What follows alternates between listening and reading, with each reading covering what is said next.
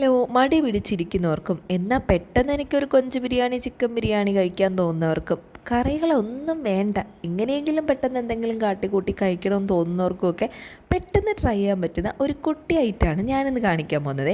അതിന് വേണ്ടിയിട്ട് ഒരു സവാള എടുത്തിട്ടുണ്ട്, ഒരു തക്കാളി എടുത്തിട്ടുണ്ട്, 2 പച്ചമുളകും, ഒരു ഇമ്മിണി പൂല ഇഞ്ചി കഷ്ണവും, പിന്നെ ഒരു 2-3 അല്ലി വെളുത്തുള്ളി എല്ലാം കൂടെ ഇങ്ങനെ നീളത്തിന് അരിഞ്ഞെടുത്തിട്ടുണ്ട്.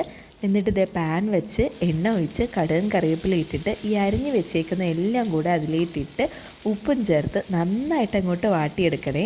ഇതൊന്നും വാട്ടുന്നതിന് വലിയ പാടൊന്നും ഇല്ലല്ലോ, അതവിടെ കിടന്നങ്ങ് വാടിക്കോളും. അപ്പോൾ നന്നായിട്ട് വാടി വരുമ്പോഴത്തേക്കും അടപ്പൊക്കെ തുറന്ന് വീണ്ടും ഒന്ന് മിക്സ് ചെയ്തിട്ട് അതിലേക്ക് 1 ടീസ്പൂൺ മുളക് പൊടി, 1.5 ടീസ്പൂൺ മല്ലിപ്പൊടി, പിന്നെ നിങ്ങളുടെ എരിവ് അനുസരിച്ച് കുരുമുളക് പൊടി. എനിക്ക് എരിവ് കുറച്ച് കൂടുതലാണ്, ഞാൻ ഇത്തിരി തോനെ കുരുമുളക് പൊടിയും കൂടി ഇട്ട് വീണ്ടും അത് നന്നായിട്ട് മിക്സ് ചെയ്ത് അതിൻ്റെ പച്ചമണമൊക്കെ അങ്ങ് മാറ്റിയെടുക്കുന്നുണ്ട്. എനിക്കിവിടെ ഒരു 4-5 പീസ് കൊഞ്ചിരുന്നതും കൂടെ ഞാൻ അതിലോട്ട് ഇട്ട് കൊടുത്തു. ഇല്ല ചിക്കൻ പീസാണെങ്കിൽ അങ്ങനെ, ഇതൊന്നും ഇട്ടില്ലെങ്കിലും വേണ്ട. എന്നിട്ട് ലേശം വെള്ളം ഒഴിച്ച് അതൊന്ന് വറ്റി വരുമ്പോഴത്തേക്കും ഞാനിവിടെ ജീരകശാല റൈസാണ് എടുത്തിട്ടുള്ളത്.